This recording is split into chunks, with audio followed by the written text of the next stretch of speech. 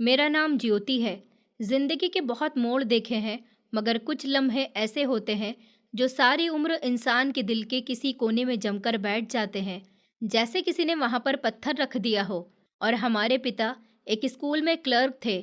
Salary इतनी कम थी कि महीने के आखिरी दिनों में हम सब बहनें समझ जाती थी कि पिताजी के चेहरे पर वही पुरानी थकन उतरने लगी है। लेकिन हमने कभी उनकी जुबान से शिकायत नहीं सुनी थी। पिताजी कहते थे कि मैं तुम सबको पढ़ाऊंगा, इतना पढ़ाऊंगा कि तुम्हारी किस्मत तुम्हारे हाथों से लिखी जाए, किसी और के हाथ से नहीं। ये पिताजी का वादा था जो उन्होंने गरीबी के अंधेरे में भी रोशनी की तरह निभाया था। मैं सबसे बड़ी थी। बचपन से ही मेरे कंधों पर एक कंधे के बोझ की जिम्मेदारी रख दी गई थी। कुछ कहा नहीं गया था, बस वक्त ने खुद ही बता दिया था कि मुझे खुद को मजबूत रखना है ताकि पीछे आने वाली बहनों के रास्ते आसान रहें। जब मैंने कॉलेज कंप्लीट किया तो पिताजी ने बड़ी खामोशी से मुझे यूनिवर्सिटी में दाखिल करवा दिया। उन्होंने कहा कि तुम रोज जाओ, तुम्हारी पढ़ाई रुकनी नहीं चाहिए। पिताजी की आंखों में वो गर्व था जिसे मैं कभी नहीं भूल सकती थी।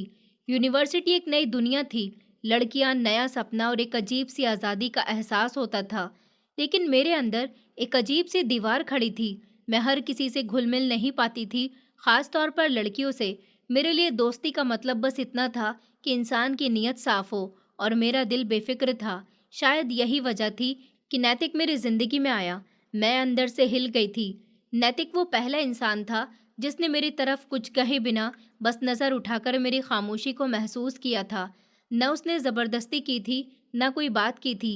बस एक दिन अचानक मेरे पास आकर कहने लगा कि ज्योति, मैं तुमसे दोस्ती करना चाहता हूँ। मैं कुछ नहीं कह पाई थी।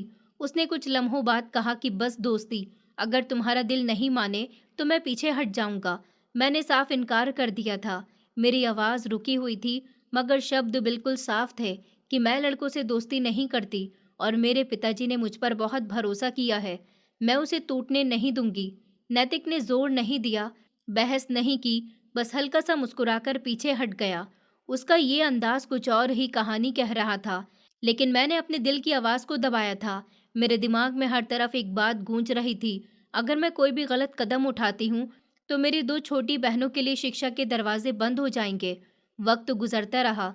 यूनिवर्सिटी का माहौल, पढ़ाई और वही मामूली सी खामोशी जो मेरे और नैतिक के बीच में थी, वो भी बात नहीं करता था, लेकिन अक्सर राह चलते नज़र ज़रूर पड़ती थी। मेरे दिल में एक अजीब सा जज्बात पैदा होने लगा था जिसे मैं खुद भी नहीं समझ पा रही थी। मैंने कभी अपनी हद पार नहीं की थी। कई महीने गुजर गए, मेरी एजुकेशन कंप्लीट हुई और जैसे ही मैंने यूनिवर्सिटी को अलविदा कहा, नैतिक का रिश्ता मेरे घर आया। पिताजी ने मेरी मर्जी पूछी और मैं राजी हो गई थी। उस दिन के बाद मेरे घर का माहौल कुछ बदला बदला सा था। मेरी छोटी बहनें सारा दिन मेरे साथ लगी रहती थी। नैतिक के घर से मामूली सी बातचीत शुरू हुई थी तो पता चला कि उनके यहाँ बहुत ज़्यादा रस्म रिवाज होते हैं। माँ ने दबे शब्दों में कहा कि हमारे पास देने को कुछ ज़्यादा नहीं है, बस इज्जत है और आशीर्वाद है।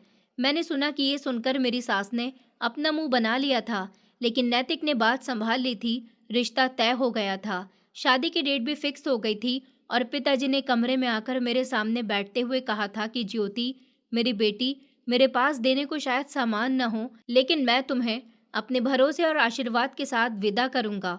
मैंने सर झुका लिया था। शादी की तैयारी पूरी हो गई थी। एक दिन हम सब बैठे थे, शादी के कार्ड पर नाम लिख रहे थे कि मेरी छोटी बहन सोनिया कहने लगी कि दीदी, आप चली जाओगी तो हम सबको कौन होमवर्क करवाएगा। मैंने हंसते हुए कहा कि फ़ोन पर करवा दूंगी। वो हंसने लगी, लेकिन आंखों में आंसू आ गए थे। मेरे दिल में खुशी भी थी और एक अजीब सी बेचैनी भी थी कि ना जाने नैतिक का घर कैसा होगा, वो जैसा दिखता है वैसा भी है या नहीं। लेकिन मैंने दिल को तसल्ली दी थी कि ज्योति, जिसने अभी तक तुम्हारी इज्जत रखी वो आगे भी निभाएगा। शादी वाले दिन पिताजी सारा दिन खामोश रहे थे। जब शादी हो गई तो पिताजी ने मुझे गले से लगाकर कहा कि तुम मेरा गर्व हो और मुझे आशीर्वाद दिया। मेरी बहनें और माँ बहुत रो रही थी। मेरी बहनों ने कहा कि दीदी, हमसे मिलने के लिए आती रहना। मैं कुछ नहीं बोल पाई थी, बस हल्का सा मुस्कुरा दिया था। नैतिक के घर में दाखिल हुई तो घर बहुत बड़ा तो नहीं था, लेकिन साफ सुथरा था। अंदर दाखिल होते ही सास ने एक नज़र मुझ पर डाली और सिर्फ इतना कहा कि चलो सीधी किचन की तरफ जाओ, मेहमानों के लिए चाय बना दो। शादी की थकान, सारा दिन की भागदौड़ और अभी मैं ठीक से पहुंची भी नहीं थी कि मुझे पहले हुक्म सुना दिया गया था। नई नवेली दुल्हन को शादी की पहली रात ही किचन में भेज दिया गया था। मैं चुपचाप किचन की तरफ बढ़ गई। नैतिक किचन में आया और धीरे से कहने लगे कि मैं तुम्हारी मदद करता हूँ। सास ने उन्हें फौरन टोक दिया और कहने लगे, अभी से ही इतना सर पर चढ़ा रहे हो? मैंने नैतिक की तरफ देखा। उन्होंने नजरों से कहा कि समझ जाओ, अभी कुछ कहने का टाइम नहीं है। अगले दिन सुबह मेरी आंख खुली तो सास दरवाजे पर खड़ी हुई थी। कहने लगी कि जल्दी उठो, तुम्हारी नंदी नाश्ता करने आएंगी। सबकी पसंद और नापसंद का ध्यान रखो। मैंने सादगी से सर हिला दिया था, जैसे मैं बरसों से ये सब करती आई हूँ। मेरी 5 नंदे थीं, 3 शादीशुदा थीं और 2 कुंवारी थी। सबका अपना अंदाज, अपनी जुबान और अपनी मर्जी थी। शुरू शुरू में मैं बस उनके बीच में खामोशी से बैठी रहती थी। जब कोई कुछ कहता तो बस मुस्कुरा देती थी। नैतिक उनके बीच कम बोलता था, लेकिन जब रात को हम दोनों छत पर जाते थे तब मुझे कहता था कि कभी कभी लगा करता है कि जैसे ये मेरा भी घर नहीं है, बस एक कमरा है जहाँ मैं रहता हूँ। मैंने धीरे से पूछा, फिर भी सब कुछ सह लेते हो? उसने सर झुकाकर कहा, जब से तुम आ गई हो तो लगता है कि सब कुछ बदल सकता है। शादी के बाद पहली बार मेरी माँ का फोन आया। उन्होंने कहा कि कैसी हो ज्योति, कुछ चाहिए तो नहीं तुम्हें? मैंने कहा, नहीं माँ, यहाँ पर सब ठीक है। हालांकि ठीक कुछ भी नहीं था, लेकिन दिल यही कहता था कि पिताजी को किसी परेशानी के बारे में पता ना चले। एक दिन मैंने तैयार होते हुए ड्रेसिंग की दराज खोली। एक छोटा सा हार रखा हुआ था, साथ में एक पर्ची भी थी। उस पर लिखा हुआ था कि ये तुम्हारे लिए है, उस हंसी के लिए जो इस घर में कम होती जा रही है। मेरे होठों पर पहली बार मुस्कुराहट आ गई थी। घर में सुबह बहुत जल्दी हो जाती थी। अभी सूरज ढंग से निकला भी नहीं होता था कि सास की आवाज़ सुनाई दी जाती थी, ज्योति उठो, सफाई का टाइम हो गया। आवाज़ में वही शक्ति थी जैसे हर दिन एक नई परीक्षा हो। मैं बेड की चादर ठीक कर रही थी। तेजी से उठी और चप्पल पहनकर किचन में जाकर पानी गर्म करने लगी। नाश्ता बनाया, बर्तन धोना, सबकी पसंद के हिसाब से चाय तैयार करना, ये सब अब रोज का रूटीन बन चुका था। एक दिन नंदों में से सबसे छोटी वाली नंद संजना कहने लगी, भाभी, पराठे ठीक नहीं बने हैं, कच्चे हो रहे हैं। मैंने नरमी से कहा कि अगली बार ध्यान रखूंगी। उसने हंसते हुए कहा, हाँ ध्यान रखना, वरना अगली बार बहुत जल्द आपको यहाँ से निकाल दिया जाएगा। इस पर वहां पर मौजूद सब हंसने लगे थे। मैं खामोशी से प्लेट में पराठे बदलने चली गई थी। मुझे सिखाया ही यही गया था कि बात को बढ़ाना नहीं, बात को सहना है। लेकिन ये हंसी, ये शब्द नॉर्मल नहीं होते थे।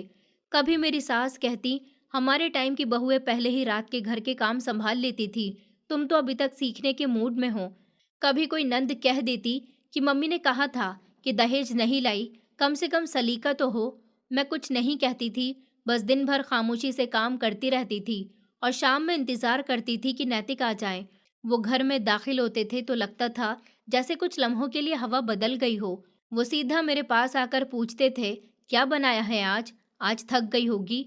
मैं बस हल्का सा मुस्कुरा दिया करती थी और वो फौरन समझ जाते थे। एक दिन सब्जी वाले की आवाज़ आई।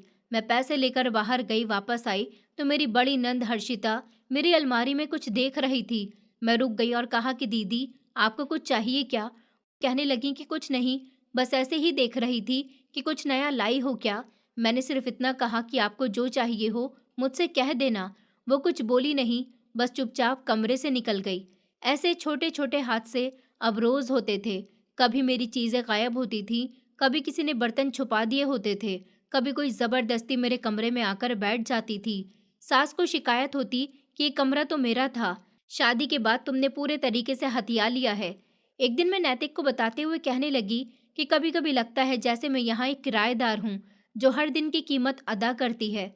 नैतिक ने सीरियस होकर कहा कि ज्योति, तुम घरवाली हो, किराएदार नहीं। मुझे पता है सब कुछ, लेकिन अभी खामोशी बेहतर है। मैं जानती थी कि नैतिक की ये खामोशी बेहतर है। खुद उनके अंदर भी बेबसी की निशानियां हैं। वो अपने घर वालों के खिलाफ कुछ नहीं बोल सकते थे, लेकिन वो मेरे साथ बैठते थे, मुझे सुनते थे और यही मेरे दिल को कुछ न कुछ सुकून दे जाता था। एक दिन शाम को नंद ने बाहर जाने का प्लान बनाया। सब तैयार हो रही थी। सास ने मुझे किचन में बुलाया और कहने लगी कि आज तुम खाने की सारी तैयारी करो, बेटियां बाहर जा रही हैं। मैंने कहा, मैं भी चली जाऊं? तो उन्होंने बात काटकर कहा कि तुम अभी नई बहू हो, ये लड़कियों वाली आज़ादी तुम्हारे लिए नहीं। मैं खामोशी से किचन में चली गई थी। रात के खाने के बाद नैतिक ने पूछा, तुम क्यों नहीं गई? मैंने मुस्कुराकर कहा कि मुझे घर की देखभाल करनी थी ना। उस रात नैतिक मेरे लिए बिस्कुट और चाय लेकर आए और कहने लगे चलो थोड़ी देर छत पर चलते हैं। मैं उनके साथ गई। वो कुछ देर खामोश रहे, फिर कहने लगे कि मैं जानता हूँ मेरे घर का माहौल तुम्हारे लिए आसान नहीं है, लेकिन मैं वादा करता हूँ तुम्हें कभी अकेला नहीं छोड़ूंगा। उनकी ये बात मेरे लिए घर के माहौल से उम्मीद के किरण जैसे बन जाते थे। मैं जानती थी कि ये किरण बहुत कमजोर है, लेकिन अंधेरे में रोशनी के लिए काफी होती है। एक दिन सुबह कुछ अजीब सी थी, शरीर में थकन सी थी जो नींद से भी खत्म नहीं हो रही थी। खाने का दिल नहीं कर रहा था और चाय की खुशबू तक मुझे बोझ लग रही थी। मैं कमरे में बैठे बैठे खुद को तोड़ने की कोशिश की, लेकिन उलझन बढ़ती जा रही थी। सास ने आवाज दी, ज्योति, खाने में नमक डालना भी आता है, यह सब यहीं आकर सीखना है। मैंने जवाब देना ठीक नहीं समझा। धीरे धीरे चलती हुई किचन में पहुंची और गैस बंद करके वापस आ गई। दिल घबरा रहा था। शाम को नैतिक ने आते ही पूछा कि आज बहुत खामोश लग रही हो, तबीयत ठीक है तुम्हारी? मैंने कहा पता नहीं, शायद थकन है। अगले दिन मैंने अस्पताल जाने की परमिशन ली। सास ने तेवर चढ़ाते हुए कहा कि हर 2 दिन के बाद डॉक्टर के पास जाना जरूरी है क्या? अभी तो नई नई शादी हुई है, क्या बीमारी ले आई हो अपने मायके से? मैं खामोश रही। नैतिक ने मुझे अस्पताल ले जाने का वादा किया और दोपहर को हम वहां पहुंचे। डॉक्टर ने कुछ रिपोर्ट्स देखी, फिर मुस्कुराकर कहने लगी कि बधाई हो, आप माँ बनने वाली हो। मेरे कदमों तले से जमीन निकल गई, लेकिन खुशी का हल्का हल्का एहसास भी था। नैतिक ने मेरी तरफ देखकर कहा कि तुमने आज मेरी जिंदगी बदल दी है। वापसी पर वो रास्ते भर चुप रहे, लेकिन उनकी आंखों में खुशी साफ नजर आ रही थी। घर पहुंचकर सबसे पहले वो अपनी माँ के कमरे में गए और बड़े कॉन्फिडेंस के साथ कहने लगे कि माँ, ज्योति माँ बनने वाली है। कमरे में एक लम्हे को खामोशी छा गई। फिर सास ने गर्दन उठाकर कहा कि देख लेना, अगर बेटा हुआ तो ठीक है, वरना लड़की पैदा हुई तो समझ लेना ये खुशी लंबी नहीं चलेगी। ये शब्द मैंने अपने कानों से सुने, लेकिन जैसे शब्द जमीन पर नहीं दिल पर गिर रहे हों। नैतिक खामोश रहे, कुछ नहीं बोले, बस मेरे पास आए और कहने लगे कि माँ की अपनी सोच है, तुम दिल पर मत लो। अगले हफ्ते एक औरत आई। एक बोतल पानी उसने मेरी सास को दिया था। मेरी सास ने वो पानी मुझे जबरदस्ती पिला दिया। वो औरत वो पानी किसी तांत्रिक बाबा से लेकर आई थी। मैंने उन्हें रोकने की बहुत कोशिश की, मगर मैं कुछ नहीं कर सकी। उस दिन के बाद मेरा कमरा रोज ताबीजों से भरा रहता था, कभी तकिए के नीचे, कभी दरवाजे पर, कभी पानी में। सास सुबह शाम प्रार्थनाओं का शोर करती रहती थी और मेरे सब्र की हद बस खामोशी से बढ़ती रहती थी। एक दिन मैंने धीरे से नैतिक से पूछा, आप क्या चाहते हैं, बेटा या बेटी? वो थोड़ी देर खामोश रहे, फिर कहने लगे, बेटी भी अच्छी होती है, लेकिन अगर बेटा हुआ तो माँ बहुत खुश होंगी। मैंने कहा और आप? उसने नज़र चुराते हुए कहा, मैं तो बस ये चाहता हूँ कि हमारा बच्चा सेहतमंद हो। बात खत्म हो गई थी, लेकिन मेरे दिल में जैसे एक लकीर खिंच गई थी। अगले दिन मेरी नंद हर्षिता मेरे कमरे में आई। उसके हाथ में पर्चा था। भाभी, ये मंत्र पढ़ लेना, बेटा ही होगा। माँ कह रही थी कि तुम पढ़ती नहीं, इसलिए दिल में डर बैठ गया है। मैंने मंत्र का पर्चा लिया, बिना कुछ कहे दरवाजे पर रख दिया। महीने गुजरते रहे। सास हर किसी से कहती कि बेटा हो, वरना मैं ऐसी बहू को ज्यादा दिन घर में नहीं रहने दूंगी जो बेटियां पैदा करे। मेरे लिए एक एक दिन बोझ बनता जा रहा था। चक्कर आते थे, शाम को उल्टियां आती थी, मगर सास के ताने कम नहीं होते थे। एक दिन नाश्ता बनाते समय मेरा हाथ जल गया। मैंने आवाज दी, माँ जी, जरा बर्फ दे दो।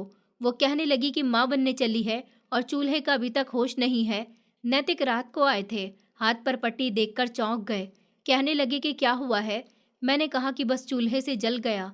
वो थोड़ी देर खामोश रहे, फिर कहने लगे कि तुम्हें काम कम करना चाहिए, मैं माँ से बात करूँगा। मैंने कहा कि नहीं, अभी तुम कुछ मत कहना, वो और ज़्यादा नाराज़ हो जाएंगी। वो कुछ नहीं बोले। मैंने पहली बार उनकी खामोशी को बोझ की तरह महसूस किया था। पहले वो तसल्ली देते थे, अब बात बदल देते हैं। रात ज़्यादा हो चुकी थी। नैतिक रोज़ की तरह कमरे में दाखिल हुए, जूते उतारे, मोबाइल टेबल पर रखा और बेड पर आकर बैठ गए। मैं उनके करीब बैठ गई। मैं बाहर की तरफ झांक रही थी। कुछ पल इसी तरह से खामोशी में गुजर गए। फिर मैंने धीरे से पूछा, अगर बेटी हो गई तो? वो थोड़े चौंक गए, शायद उन्हें सवाल की उम्मीद नहीं थी। फिर धीरे से कहने लगे कि क्या मतलब? मैंने नज़र झुकाते हुए कहा, माँ तो साफ कह चुकी है और मैं देख रही हूँ कि घर के सभी लोग इसी चाहत में जी रहे हैं कि जैसे बेटी की पैदाइश जुर्म हो।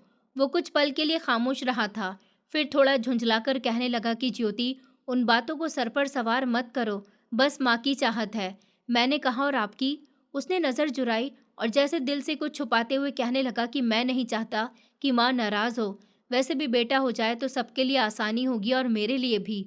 उसकी बातें सुनकर मेरे दिल की धड़कन एक लम्हे के लिए रुक सी गई थी, जैसे खामोश दीवार बनकर हमारे बीच खड़ी हो गई हो। अगले दिन सुबह नाश्ता बनाने के दौरान मेरे हाथ कांप रहे थे। पराठे रखते ही आवाज़ आई, जल गया है। सास की आवाज़ थी। मैंने पराठा पलटा, लेकिन वो और भी बिगड़ चुका था। उन्होंने पतीली की तरफ इशारा करते हुए कहा, अगर बेटा नहीं हुआ तो यही जले हुए पराठे सारी जिंदगी तुम्हारी किस्मत में रहेंगे। मैं ऊपर वाले से प्रार्थना करती थी कि जो मेरे हक में बेहतर हो वही होना चाहिए, लेकिन अगर बेटी हुई तो उसे मेरे जैसे दिन कभी ना देखने पड़े। शाम के समय नैतिक वापस आए, थके हुए लग रहे थे। मैंने खाने की प्लेट सामने रखी तो उन्होंने 2 निवाले लिया और मोबाइल में बिजी हो गए। मैंने धीरे से कहा कि आपको लगता है मैं कमज़ोर हूँ? उसने चौंक कर मेरी तरफ देखा। ये सवाल क्यों कर रही हो? मैंने कहा कि बस ऐसे ही। आप हर बात अपनी माँ की मर्जी के हिसाब से तय करते हैं। मुझे ऐसा लगता है जैसे मेरी कोई हैसियत नहीं है। उन्होंने गहरी सांस ली, फिर कहने लगे, ज्योति, मैं बीच में हूँ। एक तरफ मेरी माँ है जिन्होंने मुझे जन्म दिया, पाल कर बड़ा किया, और दूसरी तरफ तुम हो जिसके साथ जिंदगी गुजारनी है।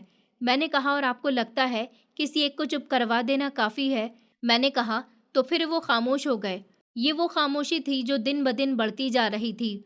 बात करने का टाइम होता और हम बात नहीं करते थे। एक दिन मेरी नंद हर्षिता आई।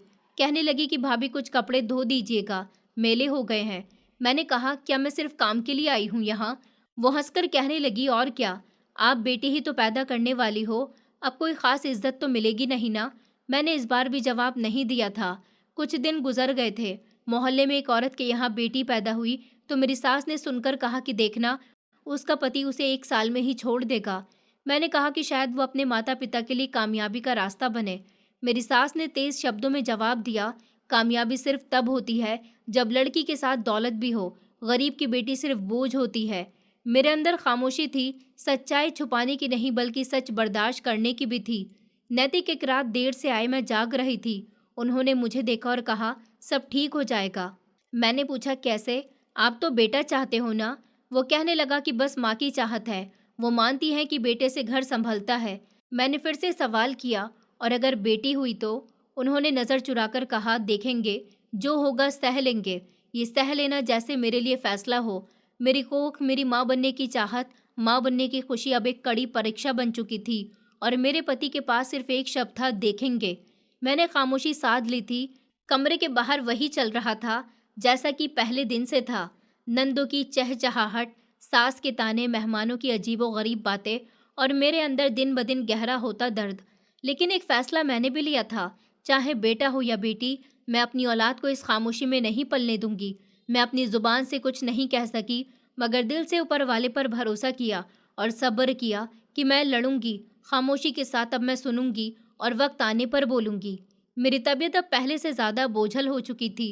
कभी कभी बेवजह चक्कर आते थे, कभी सांस लेने में तकलीफ होती थी, मगर घर वालों को इन बातों से कोई मतलब नहीं था। सास के लिए सबसे बड़ी फिक्र यही थी कि बच्चा लड़का है या नहीं। सुबह मैं अभी कमरे में ही थी जब सास ने दरवाज़ा खटखटाया। बिना किसी नरमी के कहने लगी कि तैयार हो जाओ, डॉक्टर के पास जाना है। मैंने धीरे से कहा कि नैतिक तो ऑफिस में है, वो शाम में मुझे लेकर जाते हैं। उन्होंने कहा कि नैतिक के बिना भी काम चलता है, आज मैं तुम्हें लेकर जाऊंगी। उन्होंने फैसला सुना दिया। मैं कुछ देर खामोश रही, फिर तैयार होने लगी। दिल में कोई खुशी नहीं थी, न शरीर में हिम्मत थी, मगर जाना तो था। हम अस्पताल पहुंचे। सास ने रिसेप्शन पर जाकर अपना तरीका अपनाया। डॉक्टर से बात करो, हमें फ़ौरन चेकअप चाहिए। अंदर जाने पर जब डॉक्टर ने सारी रिपोर्ट्स देखी तो कहने लगे कि सब कुछ नॉर्मल है, बच्चा सेहतमंद लग रहा है।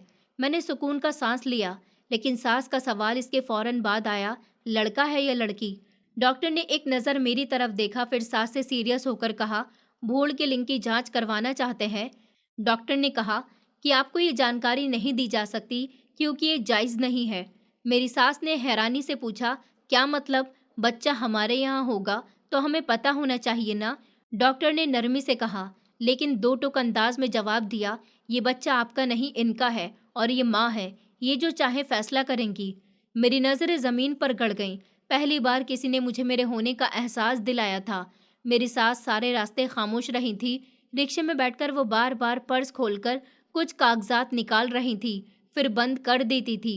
उनके चेहरे पर उलझन साफ नजर आ रही थी, जैसे किसी ने उनकी मर्जी के खिलाफ कुछ कह दिया हो और वो उसे हजम नहीं कर पा रही हो। घर पहुंचकर वो बिना कुछ कहे अपने कमरे में चली गई थी। मैं चुपचाप किचन में आकर पानी पीने लगी। कमरे का दरवाजा बंद करते हुए उन्होंने सिर्फ इतना कहा कि आइंदा तुम्हारे साथ डॉक्टर के पास कोई और जाएगा। नैतिक शाम को घर आए तो रोज की तरह मैंने उन्हें खाना दिया। वो खामोशी से बैठ गए, दो निवाले खाए, फिर कहने लगे कि माँ ने तुम्हें खुद ले जाकर चेकअप करवाया है।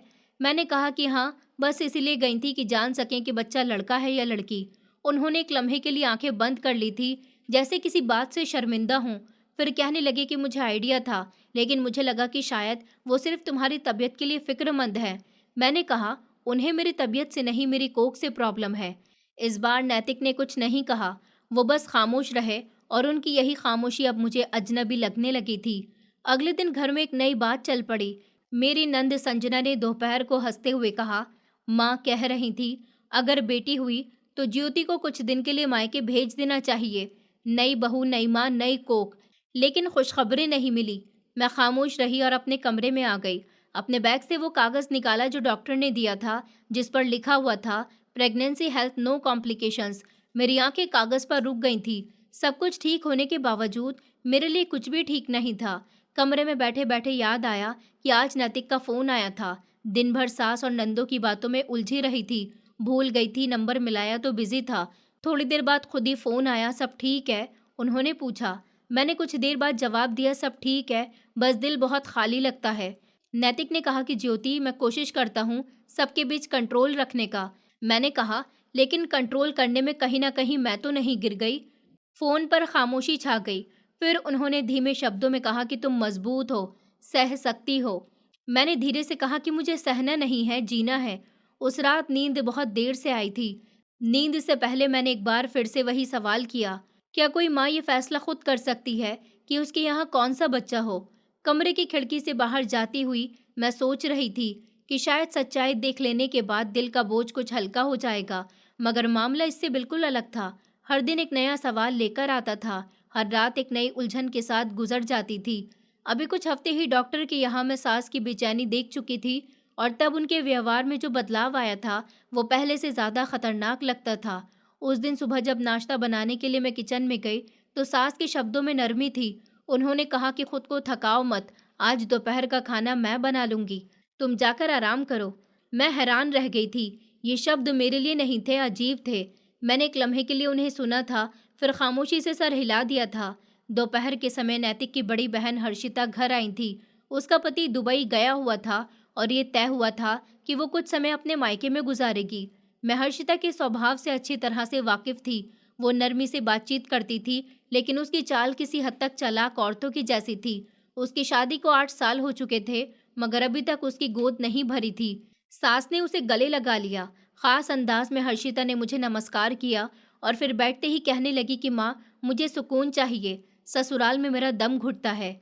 मेरी सास ने कहा, यही तो तुम्हारा असली घर है मेरी बेटी, जो दुख वहाँ मिला अब यहाँ सुख मिलेगा। मैंने दोपहर के खाने के बाद जब बर्तन समेटने शुरू किए तो सास कहने लगी कि ज्योति, तुम जाओ कमरे में, हर्षिता सब समेट लेगी, तुम आराम करो। मैं चौंक गई थी और हर्षिता ने भी हंसते हुए कहा कि भाभी, मायके आई हूँ काम करने के लिए नहीं, बस माँ की बात मान लेती हूँ, वरना नंद होकर भी नौकरानी न लगूं। मैंने हल्की सी मुस्कुराहट से बात टाली, मगर दिल के किसी कोने में एक सवाल उठ चुका था कि ऐसा इत्तेफाक है। शाम को नैतिक कमरे में आए, थकन उनके चेहरे पर साफ नजर आ रही थी। मैंने पानी का गिलास पकड़ाया तो वो बैठते ही कहने लगे कि हर्षिता कुछ दिन हमारे साथ रहेगी। उसके पति ने कहा है कि वो अकेली ना रहे। मैंने धीरे से पूछा, सब ठीक तो है ना? उन्होंने कहा कि हाँ, बस संतान ना होने की वजह से परेशान रहती है। हम लोग थोड़ा ख्याल रखेंगे तो बेहतर महसूस करेगी। मैंने नज़र झुकाई और कहा कि आपकी माँ का व्यवहार भी अचानक बहुत बदल गया है, लगता है जैसे। नैतिक ने मेरी बात काट दी और कहने लगे, सोचना बंद करो ज्योति, तुम्हें अभी खुद का ख्याल रखना है। माँ अगर नरम हो गई है तो अच्छी बात है, इस बात को शक में मत लो। मैंने कुछ नहीं कहा, मगर दिल ने मानने से इनकार कर दिया था। अगले दिन हर्षिता मेरे कमरे में आई, बेड के पास बैठकर कहने लगी कि भाभी, आपका चेहरा चमक रहा है, लगता है लड़का होगा। मैंने सिर्फ इतना कहा कि ऊपर वाले की जो भी मर्जी हो। वो मुस्कुराकर कहने लगी, कभी सोचा है अगर बेटी हुई तो क्या होगा? मैंने नजरें उसकी तरफ घुमाई और कहा कि मैं उसकी परवरिश करूंगी जैसे एक माँ करती है। उसके चेहरे पर एक लम्हे के लिए सीरियसनेस आ गई थी, फिर वो उठ गई। कुछ दिनों से सास ने किचन की सारी व्यवस्था बदल दी थी। कहती थी कि अब ज्योति सिर्फ दिन में खाने का एक वक्त संभालेगी, बाकी वक्त मैं और हर्षिता सब कुछ देख लेंगे। ये नरमी, ये ख्याल पहले कभी नहीं देखा था, और अब जब मिला तो दिल में एक डर सा जग गया है, जैसे ये खामोशी तूफान से पहले का लम्हा हो। हर्षिता अक्सर मेरी दवाई टाइम पर लाकर दिया करती थी, मेरे साथ बैठती थी, बच्चे के बारे में सवाल करती और कई बार कह देती थी कि भाभी, बच्चे की आवाज़ सुनना एक सपने के जैसे होता है। काश ऊपर वाला मुझे भी एक दिन ये खुशी दे दे। मैं एक दिन आंगन में बैठी हुई थी कि सास हर्षिता से कह रही थी, ये जो किस्मत तुम्हारी खाली रही है, ऊपर वाला चाहे तो किसी और रास्ते से भी पूरी कर सकता है। मैंने फौरन नज़र झुका ली और अंदर चली गई। शाम को नैतिक से बात की, आपको क्या लगता है कि आपकी माँ कुछ ज़्यादा ही बदल गई हो? नैतिक ने बात संभालते हुए कहा कि ज्योति, तुम्हें शक बहुत होने लगा है। सब ठीक है, बस खुद पर ध्यान दो। मैंने धीरे से कहा, और अगर ये ध्यान बटाने का तरीका हो तो? नैतिक ने खिड़की के पर्दे को एक तरफ करते हुए जवाब दिया कि कभी कभी सवाल वक्त से पहले उठे तो जवाब नहीं मिलते, बस इंतज़ार करो। ये बात पूरी नहीं हुई थी, लेकिन इतनी थी कि मुझे सोचने पर मजबूर कर गई थी। अब हर्षिता मेरे करीब थी, सास का व्यवहार बदला हुआ था, और मेरा पति, वो बस खामोशी से सब कुछ देख रहा था। एक जाल बुना जा रहा था। मैं ये जान चुकी थी, मगर ये जाल किसके गिर्द लपेटा जाएगा, ये अभी मेरी नज़रों से छुपा हुआ था। कमरे की छत कुछ बदली बदली सी लग रही थी। मैं अस्पताल पहुंच चुकी थी। आंखें खुलने में वक्त लग रहा था। दिमाग धुंधला गया था, शरीर खामोश हो गया था।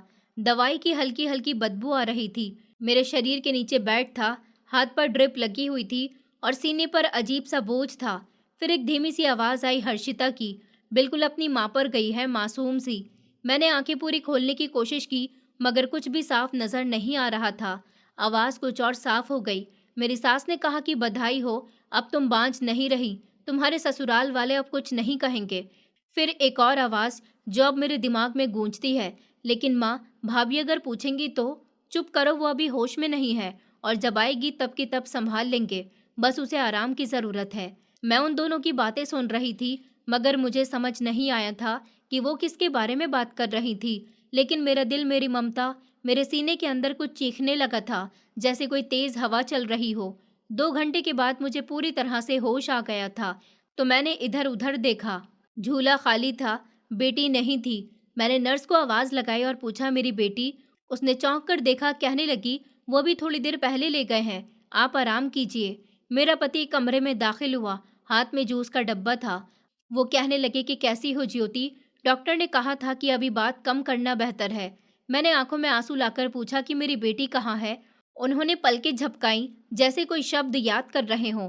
कहने लगे कि बस दूसरे कमरे में है, माँ के पास है। दिल ने गवाही दी, कुछ तो गलत है। नैतिक की आंखों में वो सुकून नहीं था जो पिता बनने के बाद होता है। अगले दिन मैंने फिर पूछा कि मेरी बेटी मुझे क्यों नहीं दिखा रहे हैं?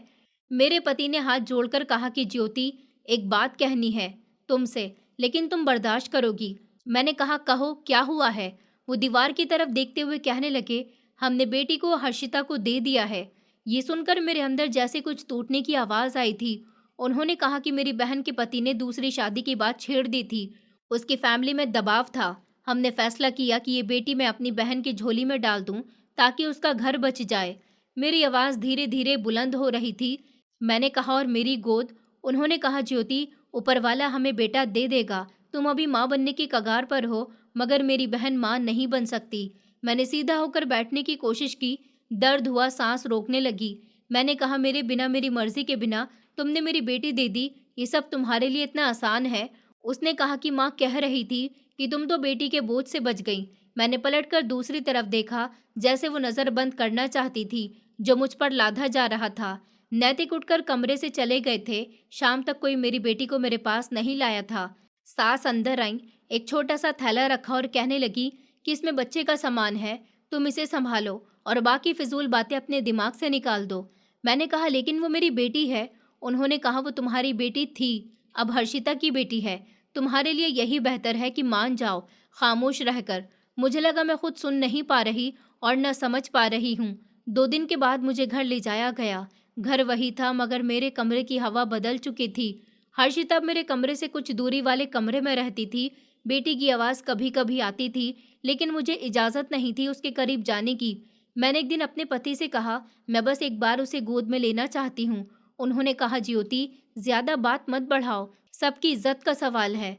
हर्षिता की ससुराल में सबको बता दिया गया है कि बेटी उसी की कोख से हुई है। मैंने कहा, और मेरी कोख? तो वो खामोश हो गए। उन दिनों मैं भी खामोश रहती थी, किचन तक भी नहीं जाती थी। सास ने एक दिन कमरे में आकर कहा कि संभल जाओ ज्योति, वरना जुबान बंद कराना पड़ेगी तुम्हारी। मैंने कुछ नहीं कहा, सिर्फ रातों को उठकर रोती रहती थी। मेरी ममता छीन ली गई थी और बदले में मुझे कहा जा रहा था कि खामोश रहना ही बेहतर है। सुबह की धूप और नंदू की हंसी, मगर मेरे अंदर एक अलग सा मौसम चल रहा था। मैं कमरे में अकेली खामोश पड़ी रहती थी।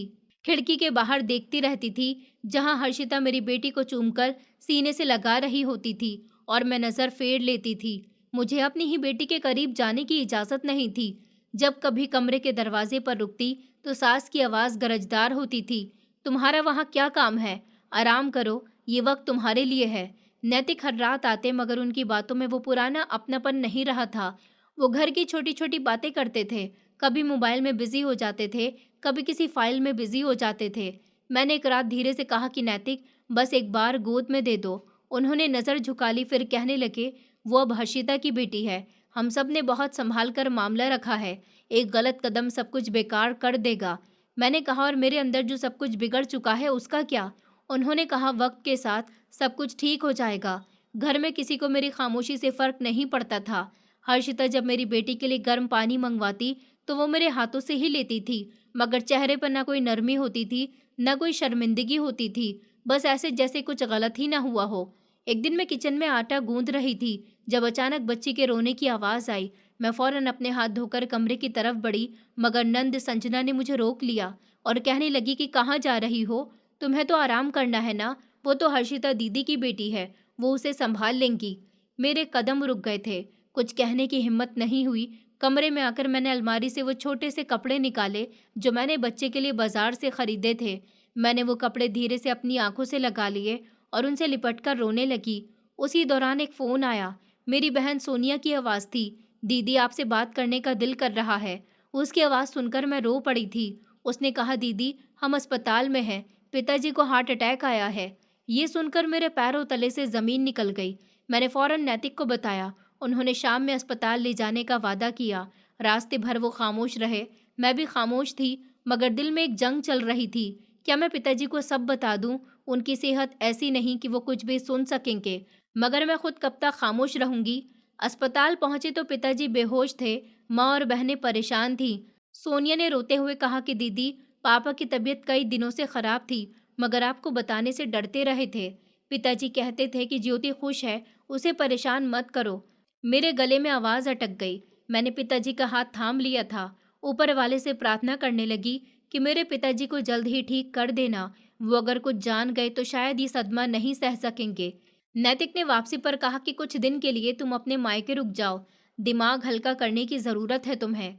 इनकार कर दिया। मुझे अब इस घर में रहना है, जो सहना है वही सहना है। घर जाकर सास ने ताना देते अंदाज में कहा, सब ठीक था, तुम्हारे पिता ने कुछ कहा तो नहीं? मैंने कहा कि नहीं, वो बेहोश थे। उन्होंने कहा कि चलो अच्छा है, वैसे भी हम नहीं चाहते कि वो अपनी बेटी के मामले में दखलंदाजी करें। मैंने कहा, बेटी का मामला तो ख़त्म नहीं हुआ ना? उन्होंने कहा कि तुमने खुद ख़त्म कर दिया था। जब कुछ कहा ही नहीं तो आप खामोशी रहो। मैं खामोशी रही, कोई जवाब नहीं दिया। वो ठीक कह रही थी।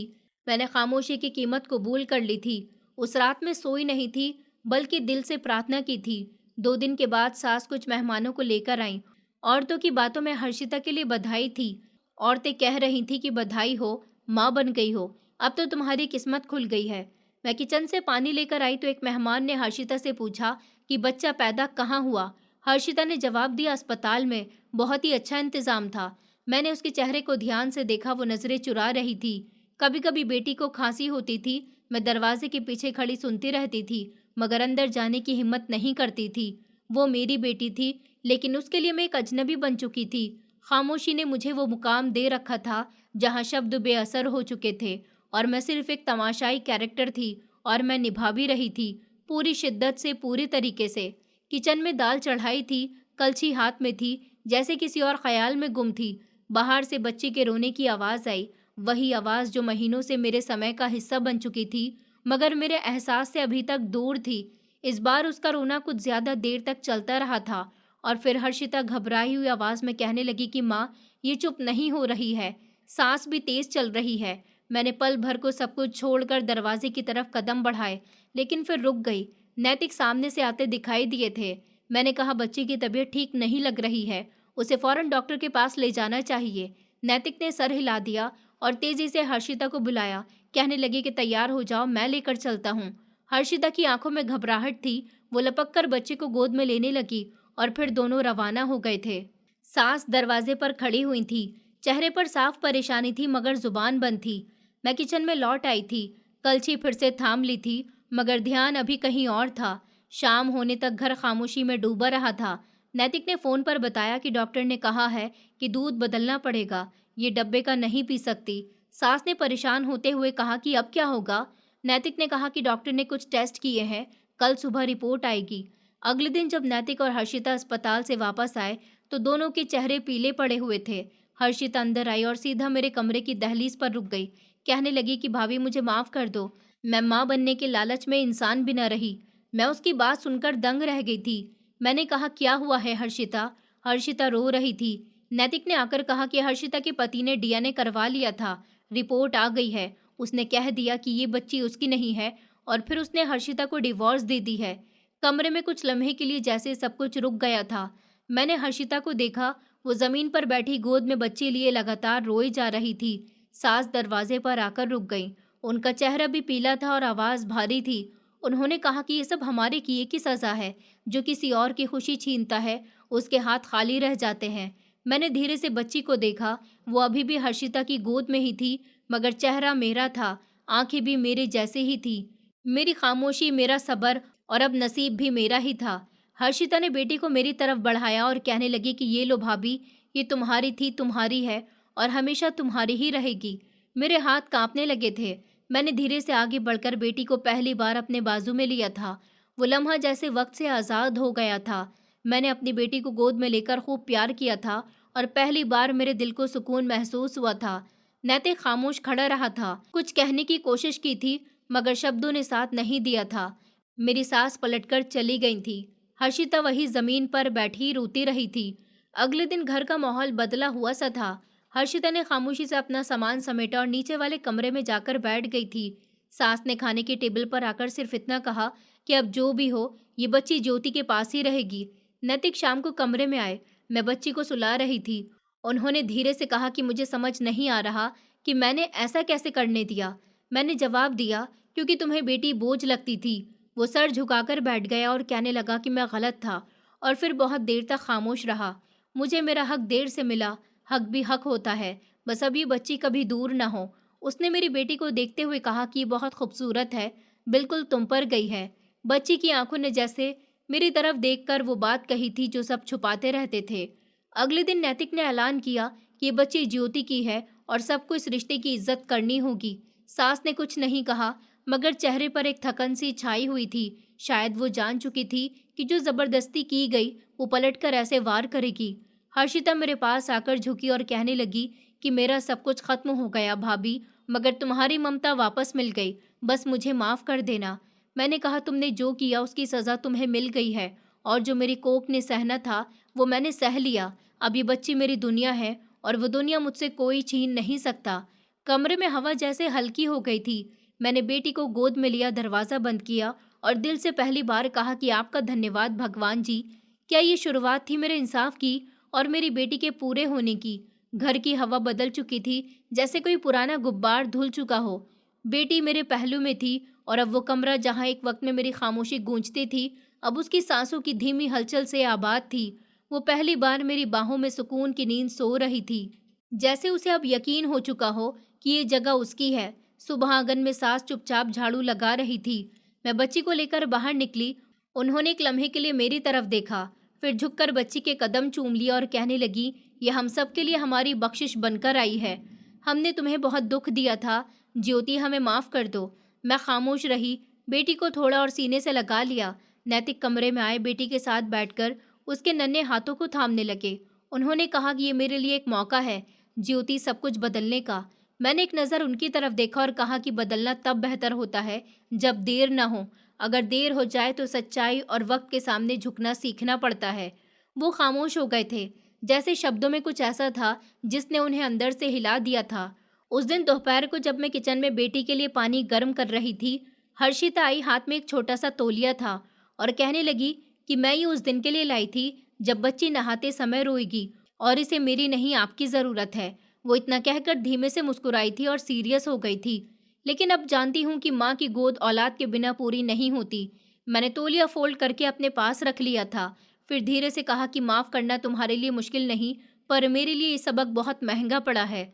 हर्षिता कुछ कहे बिना पलट गई थी। मेरे पति के व्यवहार में भी साफ फर्क आ चुका था। वो अब बेटी को अपने साथ सोने देते थे, रात को दूध की बोतल खुद तैयार करते थे। एक दिन मैंने दरवाजे से झांक कर देखा तो वो बेटी को गोद में लेकर किताब पढ़ रहे थे। मैंने कहा, क्या सुना रहे हो उसे? उन्होंने कहा कि कहानियाँ, वो जो तुम अपने बचपन में सुना करती थी। मैंने कहा, मुझे तो मेरे पिताजी सुनाते थे। उन्होंने कहा कि अब मैं अपनी बेटी को सुनाऊंगा, शायद अब वो कमी पूरी हो जाए जो हम दोनों ने सही थी। मैंने पलटते हुए कहा, कहानियों से ज़्यादा हकीकतों का सामना ज़रूरी होता है। उन्होंने कहा, और हकीकत यह है कि ज्योति, मैं शर्मिंदा हूँ। ये शब्द उनके मुंह से सुनकर मुझे एक अजीब सा सुकून मिला था, जैसे बरसों के जख्मों पर मरहम रख दिया हो किसी ने। शाम को मेरी नंद संजना मेरे कमरे में आई, बच्ची की कलाई पर नरमाहट के साथ हाथ रखते हुए कहने लगी कि भाभी, लगता था कि बेटी बोझ होती है, पर ये तो खुशबू की तरह है। मैंने कहा, और खुशबू को सिर्फ वही महसूस कर सकता है जो खुद सच्चा हो संजना। वो थोड़ा शर्मिंदा होकर कहने लगी कि आपका हक था और हमने आपसे सब कुछ छीनना चाहा। मैंने कहा, लेकिन अब मैं खामोश नहीं रहूंगी। मैं किसी और की बेटी के साथ ये सब होने नहीं दूंगी। वो पलटकर चली गई थी। अब सब बदल रहे थे, लेकिन मैं अब ज्यादा बोलती नहीं थी, जो सवालों को अंदर दफन करती थी। रात को मेरे पति ने कहा, क्या कभी दोबारा से सब कुछ पहले जैसा हो सकता है?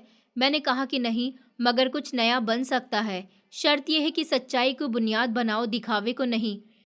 मेरी बेटी ने नींद में हल्का सा हाथ मेरी उंगली पर रखा, जैसे उसने मेरी बात कंफर्म कर दी हो। अब ना मेरे अंदर कोई डर था, ना घुटन थी। सबने मान लिया था जो मैं पहले दिन से जानती थी कि बेटी बोझ नहीं, बेटी रोशनी होती है।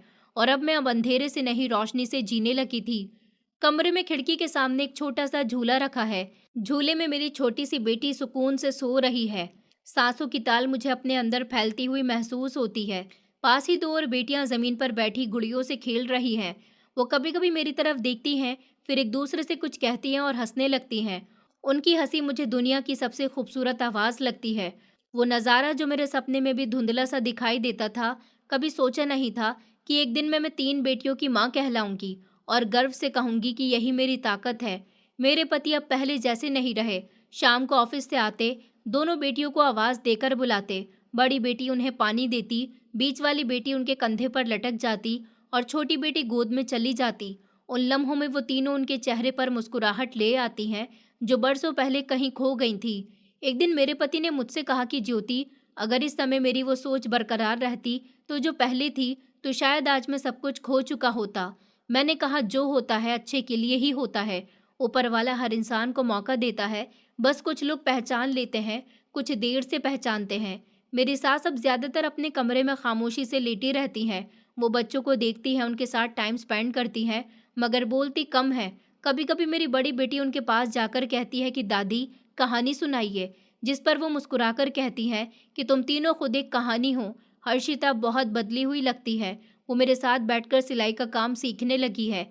एक दिन कहने लगी कि ज्योति, अब समझ आता है कि बेटी होना क्या मतलब रखता है। माँ बने बिना मैं शायद कभी नहीं समझ पाती।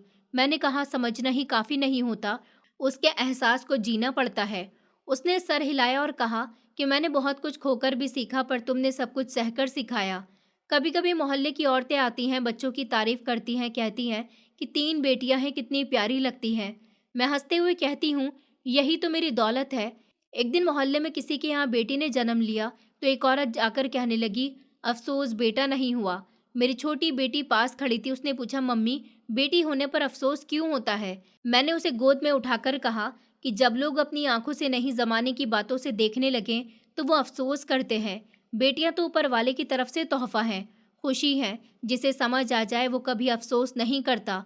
वो हंसकर कहती, तो फिर आप बहुत खुश होंगी क्योंकि आपके पास तो तीन तीन बेटियां हैं। मैं अक्सर छत पर चली जाती हूँ, वहां बैठकर अपनी पहली बेटी को देखती हूँ जो अब अपने कदमों पर खड़ी हो रही है।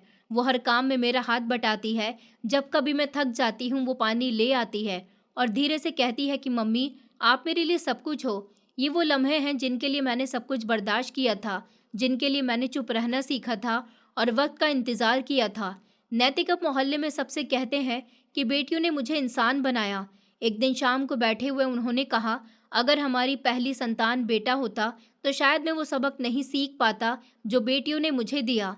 मैंने कहा, ऊपर वाला जो देता है बेहतरीन देता है। फर्क हम खुद पैदा करते हैं और फिर इसी फर्क में बढ़ जाते हैं। वो कहने लगे कि मेरी चाहत है कि हमारी बेटियां खुद पर गर्व करना सीखें और वो सीखेंगी जब पिता उन पर गर्व करना सीखेगा। अब हमारे घर में बेटी होना बोझ नहीं बल्कि खुशी की वजह है। मेरी बेटियां मेरा गर्व है। मेरी खामोशी मेरी कमजोरी नहीं, मेरा गर्व है। और ये मेरी कहानी है, एक माँ की, एक औरत की, एक बेटी की जो आखिरकार सुन ली गई। बेटियां बोझ नहीं होती, ऊपर वाले का तोहफा और ताकत होती हैं। समाज माँ औरत बेटी को इज्जत दे तभी हकीकत में इंसाफ मुमकिन होता है। दोस्तों, उम्मीद करती हूँ आपको हमारी कहानी पसंद आई होगी। कहानी पसंद आई है तो वीडियो को लाइक करें, चैनल पर नए हैं तो चैनल को सब्सक्राइब करें और हाँ, नोटिफिकेशन बेल को ज़रूर दबाएं ताकि अगली अपडेट सबसे पहले आपको मिले।